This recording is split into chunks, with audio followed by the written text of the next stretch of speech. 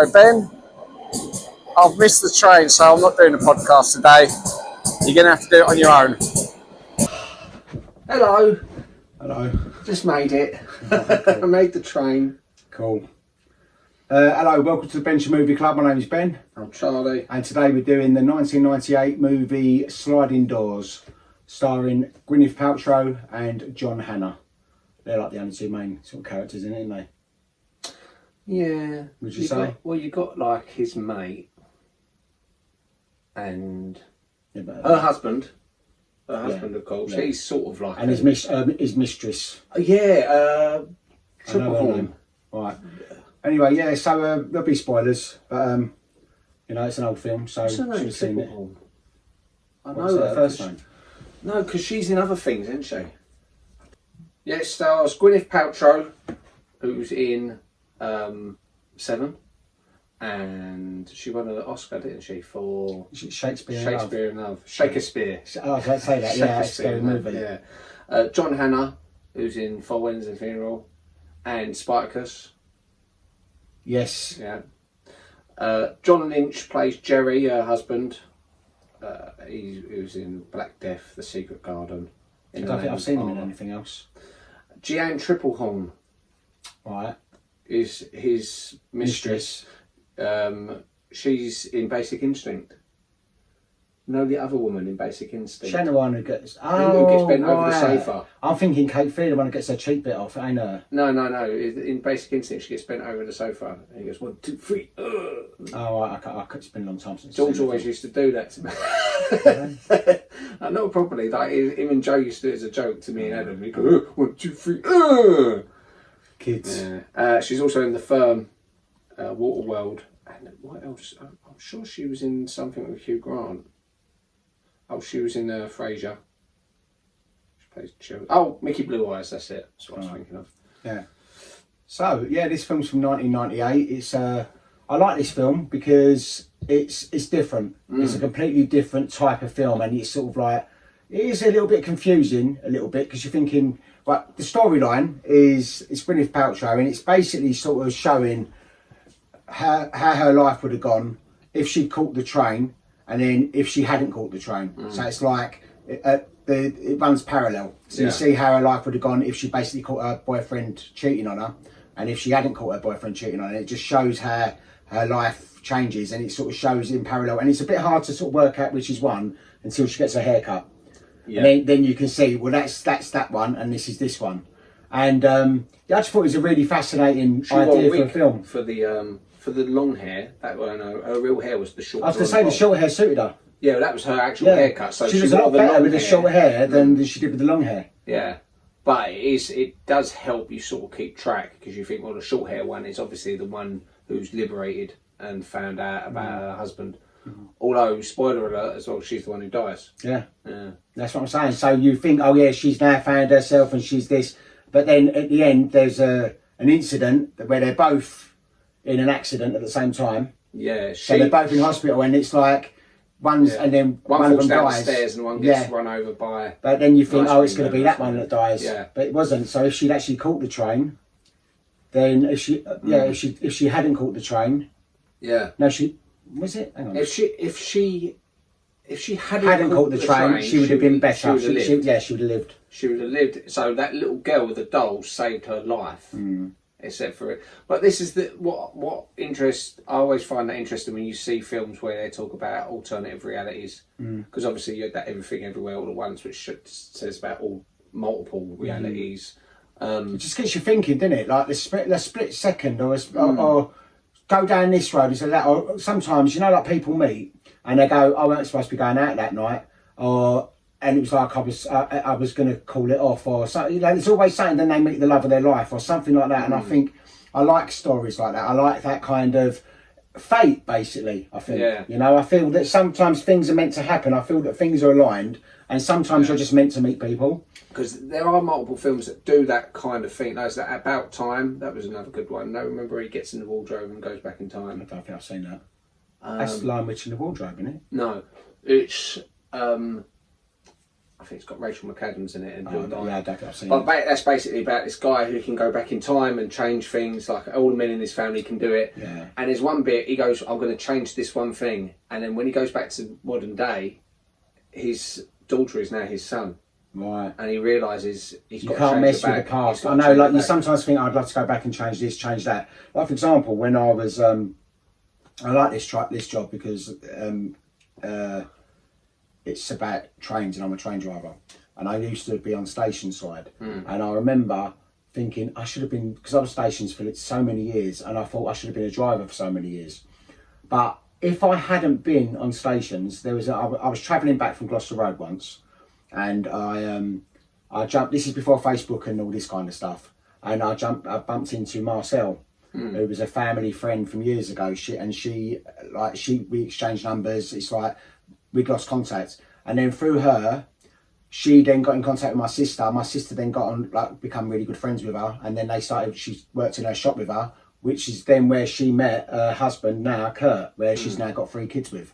So it's like, if that hadn't happened, that interaction, would that have happened? And you like to think that fate would have intervened, but I don't think either of them would have, because Marcel was the one that sort of, because both of them was a bit shy. Marcel was the one that said, "I need to ask," this kind of thing. She sort of encouraged it. If it had not been in that situation, they probably wouldn't have communicated. So you'd like to think that it would have happened, but then our 3 nephews wouldn't be here. Yeah. So it's like, I'm glad that I wasn't a driver all that time, because of that reason. And I also like this film because I wonder how many sliding doors moments I cause each day.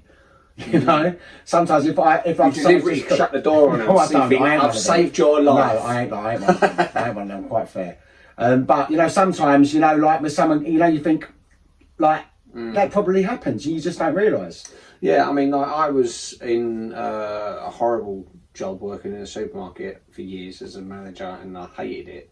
And I applied for the fire brigade a few years ago, and I aced it. I'd done everything right. I got right up to the final interview, and I don't know why they turned me down, because I know I aced the interview as well. But it's just one of those things. So I ended up being at the supermarket up until like this year, and earlier this year there was a woman fainted in my work. That's right. And cracked her head open, and there was only about 3 or 4 of us in the store, and the other 3 people in there didn't know first aid, didn't know what to do, and they just stood there. Luckily I was there, I knew the first aid. I rolled her over so she didn't vomit and all this stuff, and she ended up being in a coma, but she came through and she was all right. So basically, they came in and thanked me and said, if you hadn't done what you'd done, she would have died. Yeah. And so it just shows you it's worth that for you to save someone's life. Yeah. Do you know what I mean? Yeah, definitely. And I like to think that most things happen for a reason. But what's good about this film as well is, rather than those other ones which just shows you what could happen if you change things, like Back to the Future or whatever, this shows the parallels. It shows them both at the same time. And her life, the other life, where she hadn't caught him, looks so boring, and you think, oh, it's like so sort of like drab, and her other one is all fun and exciting. She's got a new fella like John Hannah. She's got a haircut. She's like going out enjoying her life. But then, the thing is, obviously he's better for her than the cheating husband. But I also found him really annoying sometimes, John Hannah, because he's always sort of like joking about, and he's always talking about quoting Monty Python.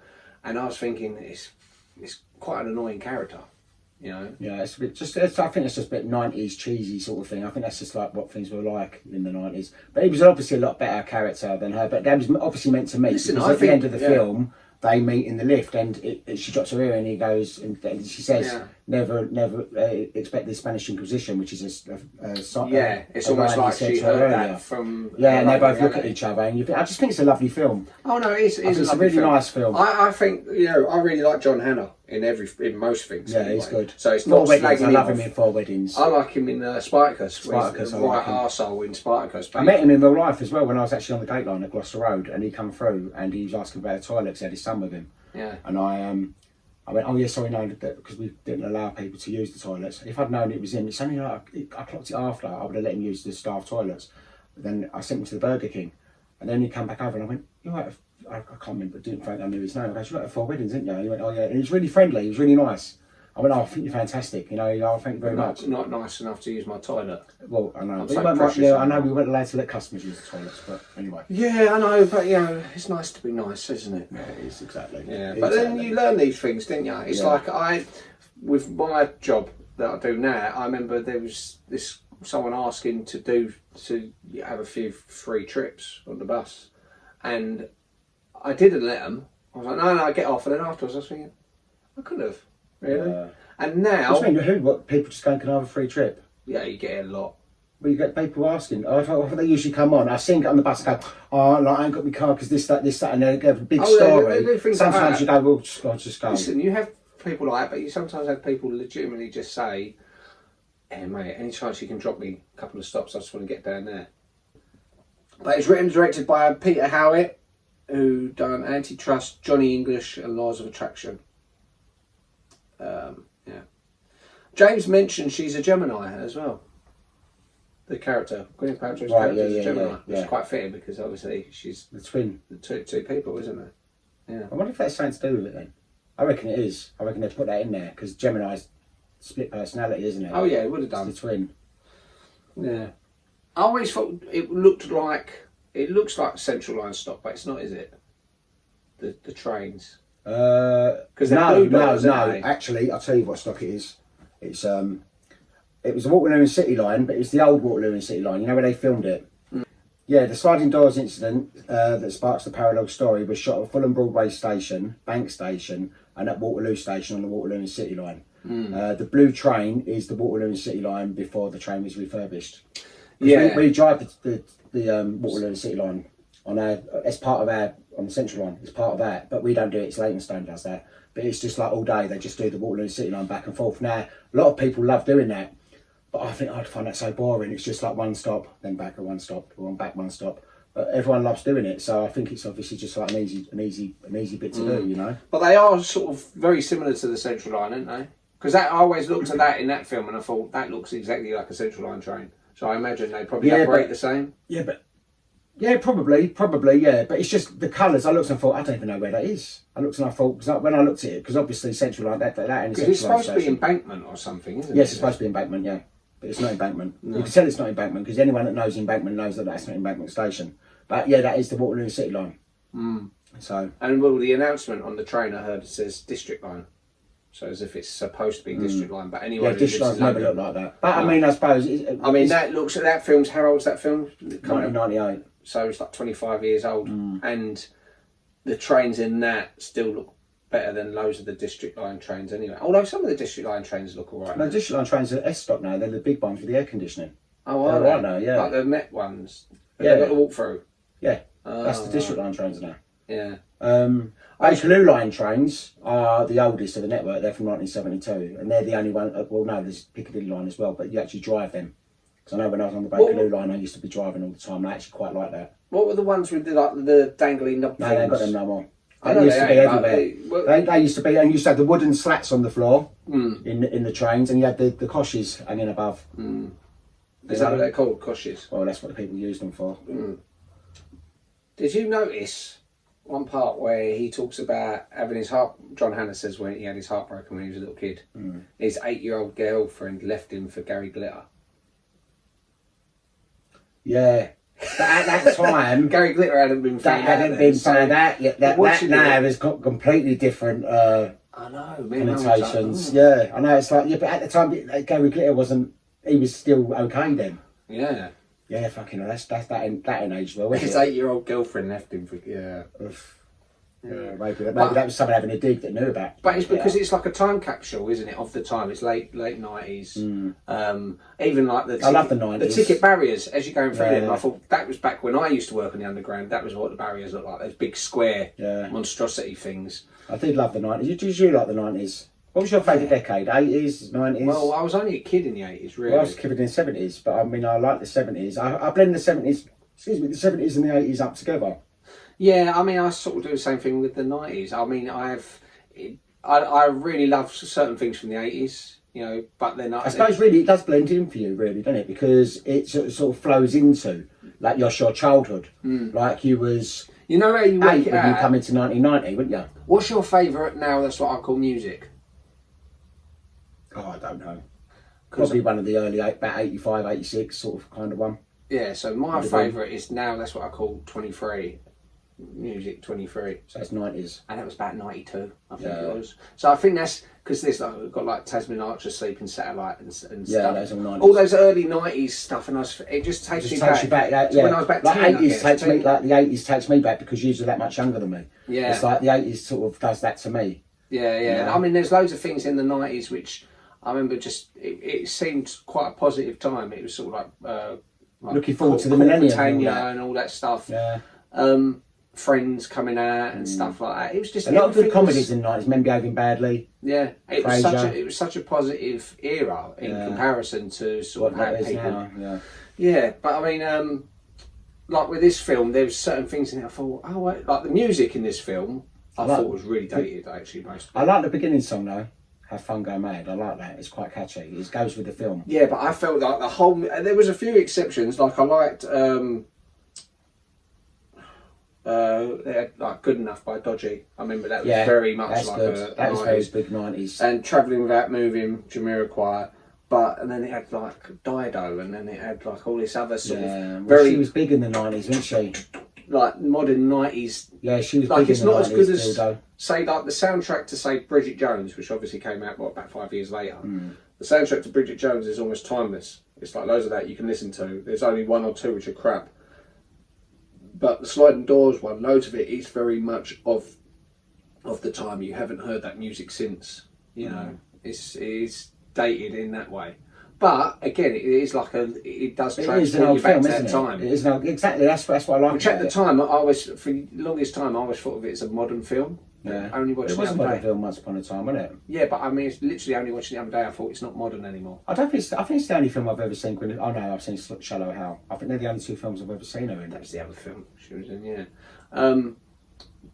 But like the diner they go to, that American diner type. I love that, yeah. Yeah, it's not there anymore. It's closed down permanently. See, that reminds me of American kind. Like, I imagine that loads of them in America, and I love the thought of like just stopping off at one of them at like 2 a.m, and there's like 2 or 3 people in there. Well, it used to be opposite the Millennium Dome on the north side of the river, facing the Millennium Dome. Why ain't there no more? I would have thought something like that would have been quite popular. Refurbishment, because I've driven around that area quite recently, and it's all like they're building that new tunnel there and stuff, and sometimes they just get something like that would go so well somewhere in London or somewhere like where it would be busy. If there's a bit of space and you could just dump it there, have this cool little sort it's of. It's just American the cost diner. of it, I suppose, would be a fortune, wouldn't it? You know, people wouldn't be able to afford to do it. Yeah.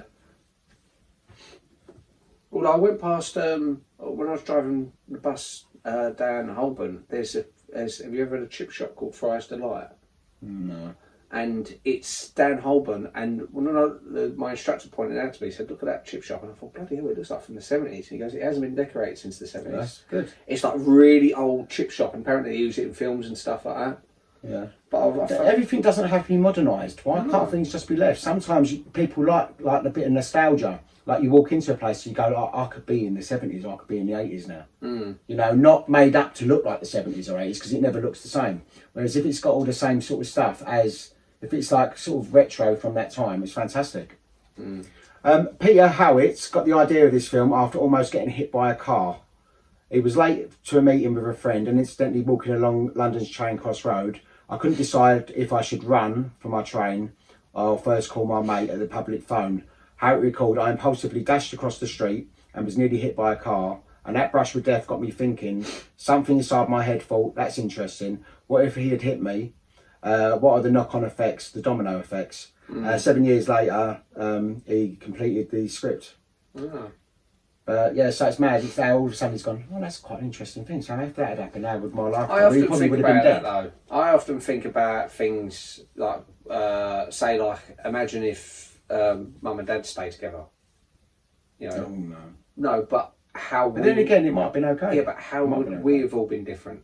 I think we would have, because we would have had much more of his influence in day-to-day life. You know, we could have ended up like. And mum was a bit downtrodden actually, so she didn't stand up a lot. She wasn't the mum that she is now, and that she turned into be when she left. Our views on things might be different. Yeah. We might have got into more trouble. Yeah. Getting into fights or doing whatever, like dodgy deals and stuff like that. That would have all smoked.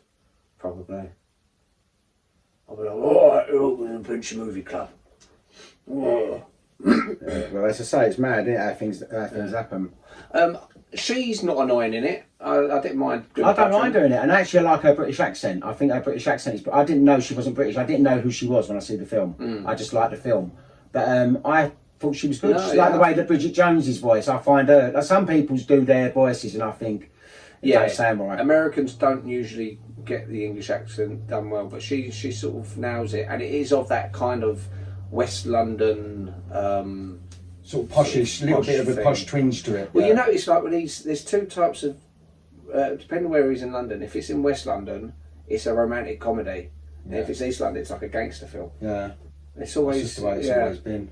But yeah, then after this, she then obviously married Chris Martin and started Goop. Coldplay, isn't it? Yeah, but they've split up since then. Okay. They had their children. Apple in it. Apple, Cherry Bomb, and Peanut. Yeah. And then she done Goop, which was That's that vagina smelling candle she does, didn't she? She done vaginal steaming. See, more for the people that buy it. Bee sting therapy. They should do something with bee sperm as well. No, bee sting therapy. But she done something with bee sperm, like a little sort of eye cream, I think. Little tiny little pot, about that big, like a little thing like that. Bee sperm. Bee sting sperm. Right, coffee enemas. So shoving. Oh, she's taking the piss, isn't she? Really? Come on. She's done those jade eggs and rose quartz eggs, which was basically like these little things which women would put inside of themselves. Yeah, $100,000 each. Yeah, and the exploding vagina candles. Yeah. Well, you know what? More for people that bought them just for the going. Oh my god, I've got a Gwyneth Paltrow original. It's a vagina candle which explodes. And what? She's sitting there laughing at you. Yeah. She's probably pissed with her mates one night, going, "Hey, look, what shall I do now? Should we do this? Let's do this." God, dare me to do it. Dare me to do a vagina candle. Go on up there. No, yeah, go on no up one's there, going to buy that. They do. Yeah, but this is the thing. People buy stupid things. Like, Mum showed me a thing from Harrods the other day where someone had like this car bed. And it didn't particularly look like a car. Well, like out of Friends, it hasn't. That's what I said, but no, it weren't. It was like a wooden slatted bed.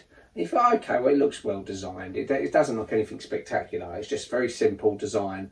And it cost like 38 grand. Well, and I thought for that you could buy a proper car, you know, a decent car. My car's worth about 5 grand. So you buy a fleet of cars. It's ridiculous. Some people just don't deserve to have money, and they make these places so that people say, oh, like she also said in Harrods, she had fish and chips.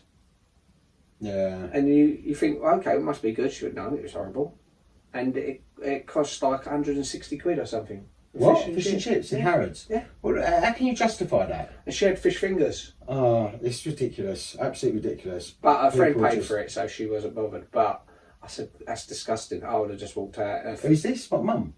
Mum went there. Oh, I thought you meant I thought you meant Gwyneth Paltrow. No, Mum went there. Mum went to Harrods and got fish and chips, and it was 160 quid. Yeah. They each had fish and chips. And that's it? Carton of Ribena each. And that was it. It's it. Ask her. That's ridiculous. I know.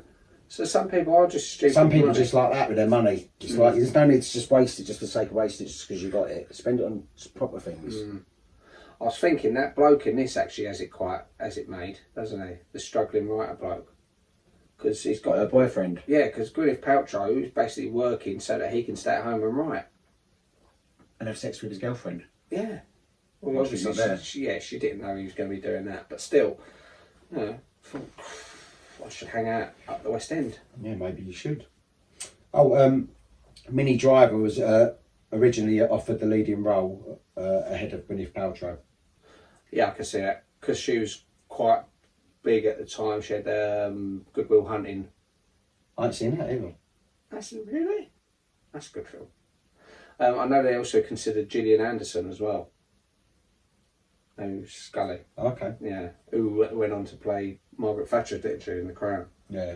But she was very hot at the time, like as in demand. Sidney Pollack spent a lot of time in the editing room. I got very involved in the editing because it was a picture that it required precise editing to know where you were all the time so the audience didn't get lost between A and B. Pollack explained, I felt that Peter needed some help. I worked pretty hard on that part to make a contribution to the final edit. And he was good friends with Brian May, and from Queen, and he'd give him a copy of the script, and Brian May wrote a song for it called Another World. But I was told a few months into production that they couldn't use it because another record company was co-financing the film. So, yeah, it ended up, the song still exists based on one of his albums, yeah, from like 98. I felt it's an enjoyable film. It sort of it's a nice one of those picture postcard of West London, seeing them rowing on the river and stuff. It's not a world that we necessarily grew up in, but anyone who's seen them type of films, Notting Hill, Four Weddings and stuff, it sits nicely in the bracket of all them feel good. I say feel good, but it's still depressing at the end when she dies. Because the one who got away and was in love with John Hannah, then it's I suppose, but that's the only way it could have gone. Yeah, it had to have that shock ending, even though you assume, because people assume the other one's going to die. So that's why when it's her that survives, it's like, oh shit. So if she had caught that train, then she'd be fucked. And the one who survives as well, she loses her baby. Yeah. They both do, don't they? Yeah, they must both do, because they're both the same person. They're both pregnant. It would be. Yeah, one would have been pregnant with John Hannah, and one was pregnant with. No, they're both pregnant by the boyfriend. No, they're not. Yeah. Wait, Gwyneth Paltrow. Both Gwyneth Paltrows would have been pregnant. No, I don't think the one who was with John Hannah, because she'd split up with that bloke for a long time. And she'd been with John Hannah. Just because she had a haircut, that doesn't mean she's been spoke up with him she'd for months. been split up with him for quite a while. Because he's then going off with that Jeanne Tripplehorn, who then gets pregnant. Yeah, no, it's definitely the blokes, because otherwise the one with the dark hair wouldn't have been pregnant at the same time. I don't think the other one's pregnant. I think only one of them is pregnant. Oh, maybe then. I think the one who... I suppose, the parallel universe, maybe. Yeah. The post-race celebration, which was held in the pub, the Blue Anchor, they wanted them all to... Hang on, let me have a look. But having rehearsed the cruise in the dance, he departed saying, right, get a drink, so you get yourselves all warmed up, for the bit in the bar. He gives left 30 quid behind there. When he got there, they was all pissed and drunken, and a bar tab of 90 quid.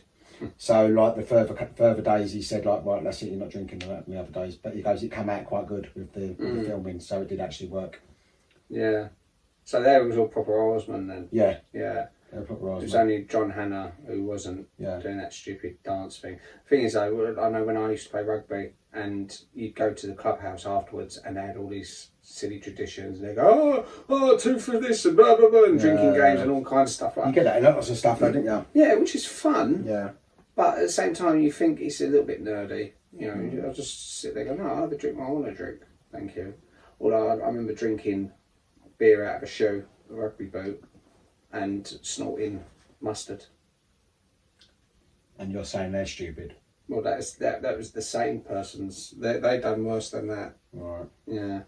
But yeah, no, I really enjoyed this film. It's an old film, but it still is relevant today. It still stands alone. It's it's still, it ain't dated. Okay, the bit of the music and all that, but it's a little time capsule of the 90s. Anyone that hasn't seen this film would enjoy this film. It ain't one of them films you go, this is so dated, let's turn it off. No, but I think they could end up remaking it. Yeah, they could. Not saying they should. No, they shouldn't remake it, but they end up remaking everything at one point. And probably in about 10 years' time they'll remake it. But but I think I like the concept of it. I like the fact that it's that split second chance that changes the direction of your life. And I think loads of people, I think most people, especially adults, always have that little wondering thing. I wonder if I'd chosen this person over this person. I do it all the time. I sit and think if I'd when I was doing the theatre studies in stagecraft when I was about 21, and then if I'd actually pursued that. It's only because I was so shy and all that back then. I was so self-conscious and worried what people thought, and I don't care now.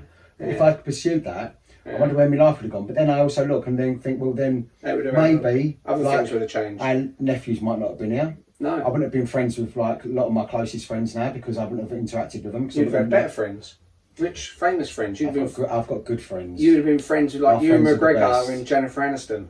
No, I'd rather have my friends because I find a lot of them fake. All the Hollywood lot. Yeah, no, yeah, but you could be the one who gets It's all like, oh, hello, grounded. darling, and it's all like, this is all just fake. I don't like fake people. I'd rather real people. No, I get So that. I'm not. I often have. There's been loads of times in my life when I thought, oh, if only I'd done this or when I'd done that. But like you said, I wouldn't change any of them because, especially anything prior to Lily being born. Well, that's what I'm saying. Yeah. Because she's the Then most even important after, if person you in my think when life. things happen for a reason, like I look and I think, right, I'm really lucky in my situation. I'm nearly mortgage free. Got a fantastic job, fantastic friends, fantastic family. And I'm lucky. You know, so I'm not gonna sort of sit and go, oh, if I'd done this, if I'd done that. I'm actually okay. Yeah.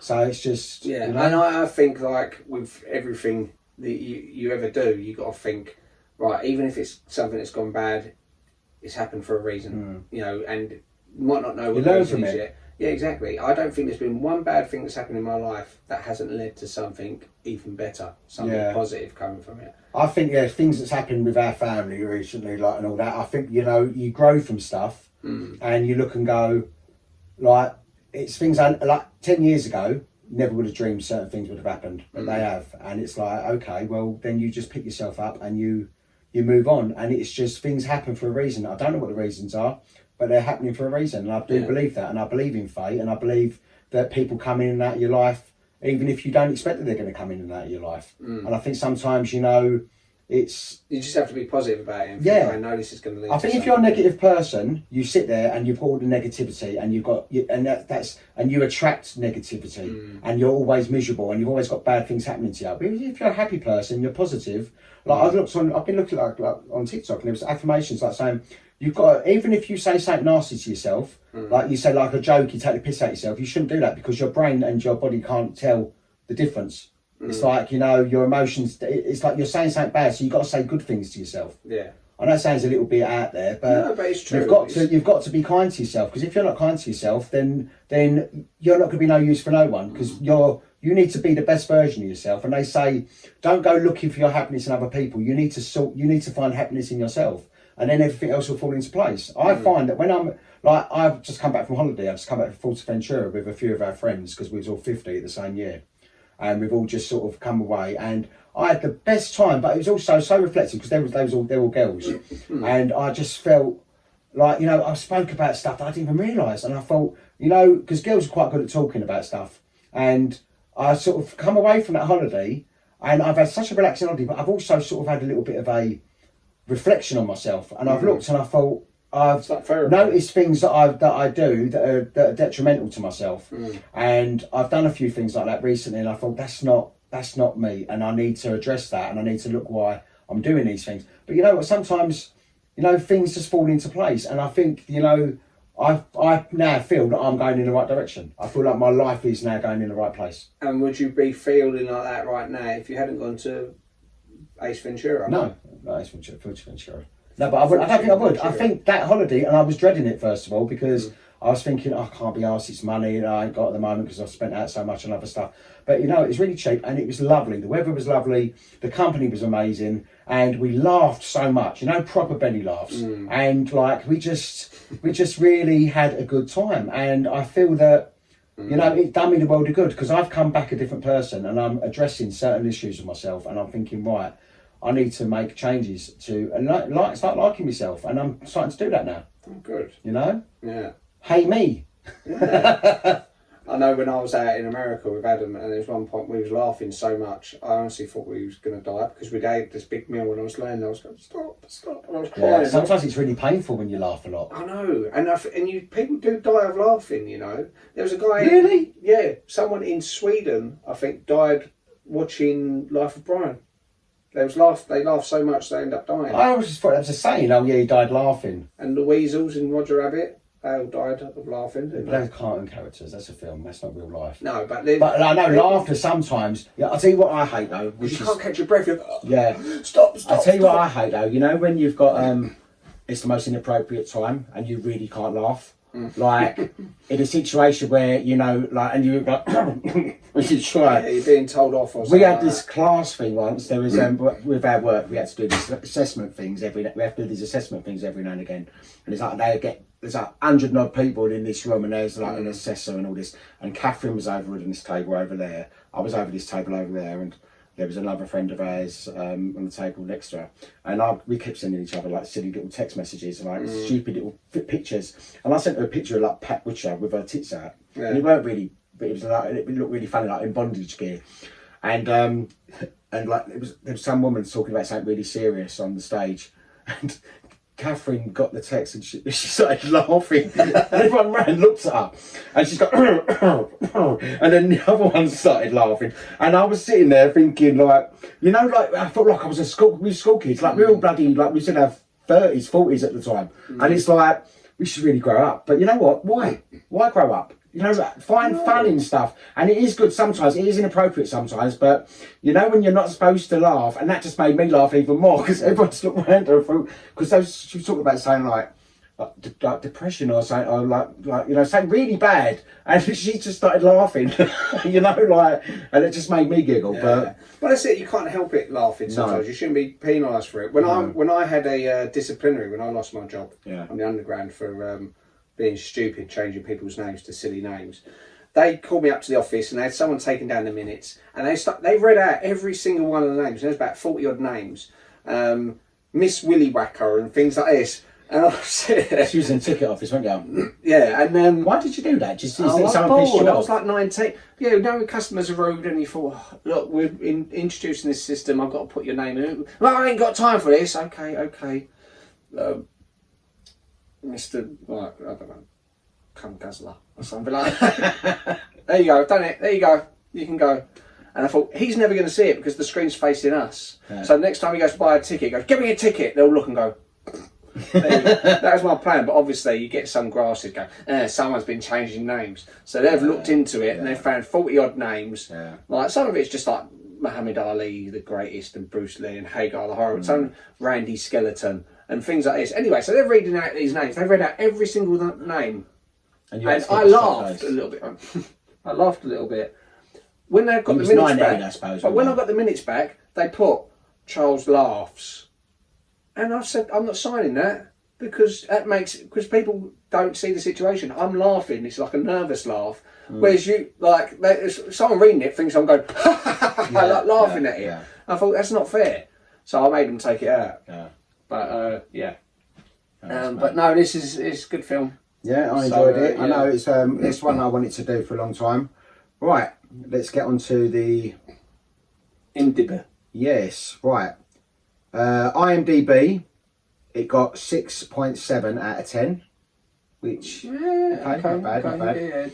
Rotten Tomatoes, it got 65% by the critics and 77% by the audience. So the critics one seems a bit harsh. Yeah, because it is trying to do something different. It could have just been a normal run-of-the-mill romantic comedy. It ain't bad. It ain't bad. It's a really good script. It's an interesting concept. So it's very simple, and it's an interesting concept. And they're literally just saying, like, this is, you know, the reality of things. And other films have done it, like Butterfly Effect and whatever. But it done it in a way that most people can watch it and understand what's going on. Yeah. And sometimes critics look down on that and they go, no, we want it to be sort of more surreal and like, you know. The budget was $6 million and it made $67 million in the box office. So that's not bad at all. That's actually pretty good, really. Yeah. So can't really turn your nose up at that one. No. But yeah, no, it's really good. Really good. I enjoyed it. I'm glad you liked the film. Well, you've seen it before, though, haven't you? Yeah, I've seen it before. I've seen it for a long time. I had seen it for a long time. That's why when I wanted to do it, I just thought, I'd like to rewatch that again. Yeah. It was between that and What Lies Beneath, because you've not seen What Lies Beneath, had you? I kept falling asleep. I've seen the beginning and I've seen the end. Oh, right. So pointless then. No, but this is the thing. That's the annoying thing, because I see the end. I was like, oh. And also seeing Scary Movie 2, where when she's on top of Tim Curry. I can't remember Scary Movie 2. And she's like, I remember Scary Movie 1. Your wife. And she leans forward and it's Ray instead of... Right, okay. But I knew that was a reference to What Lies Beneath. Right. Yeah.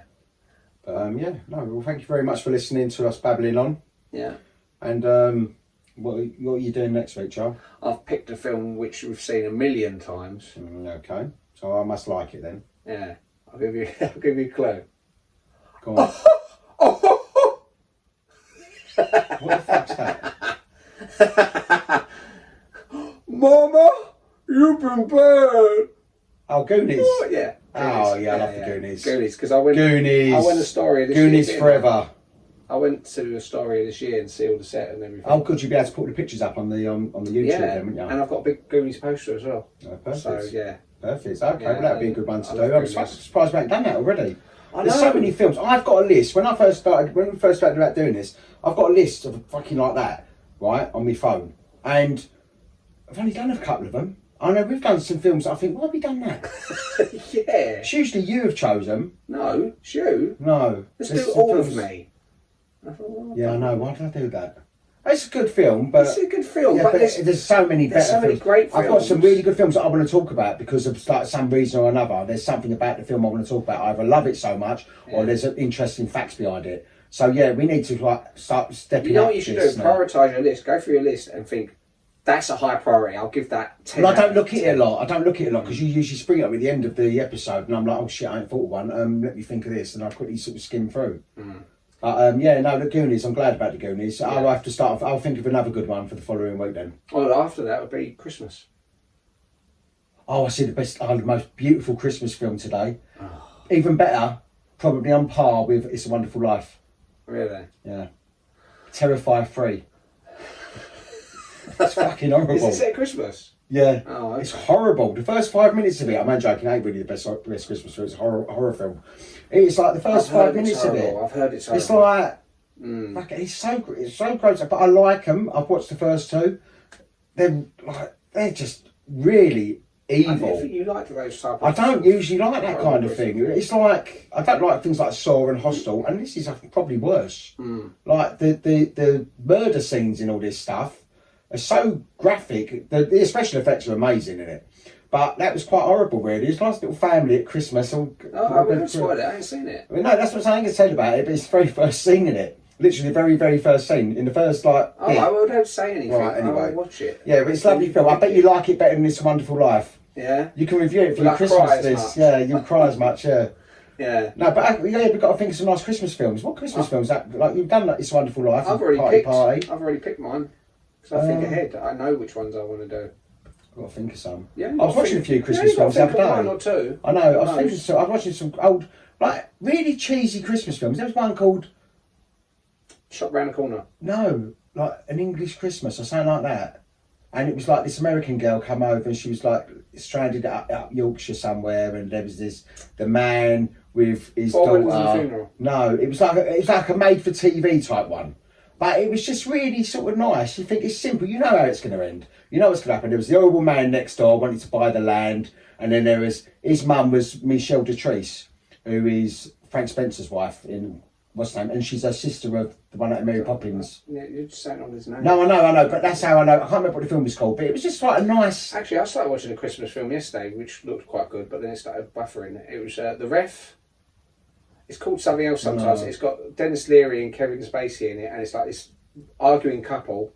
Yeah. The wife's called Caroline. Yeah. And he breaks into the house and he kidnaps them. And his mum is the woman at Mary Poppins, the suffragette. Oh right, yeah. She's in it. Glynis Johns, I think her name is. Yeah.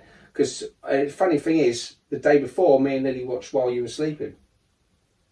Who's that? Sandra Bullock and Bill Pullman. I think I've seen it. And that's got Glynis Johns in it as well. Oh, is it? Yeah, and she was it's in an like, episode oh my of God, Cheers. she's- She plays Shelley Long's mum. Yeah. You know, Diane Chambers' mum. She plays her Yeah. mum in it. Yeah. Okay. I'll think of some nice Christmas films then. But yeah, there was lots. That's what I was going to say. There's lots of them sort of made for TV Christmas films that are just basic films, but they're nice, little feel good. You know how it's going to end. You know what it's about, and it's just nice, and it gives you that Christmas spirit. And they'll got the same cover. It's like Yeah, they're all made for. They're not. Never in the cinema. But they're like. If you look through the Christmas list, yeah, but they're nice. They're nice. Some of them are quite nice. Okay. Anyway, listen. Thank you very much for listening to us. Sorry for waffling on. We will catch up with you next week with Goonies. Yeah. So make sure you like, share, subscribe, share, and share. Yeah. All right. See you later. Bye. Bye-bye. You wanker. You sad, sad wanker.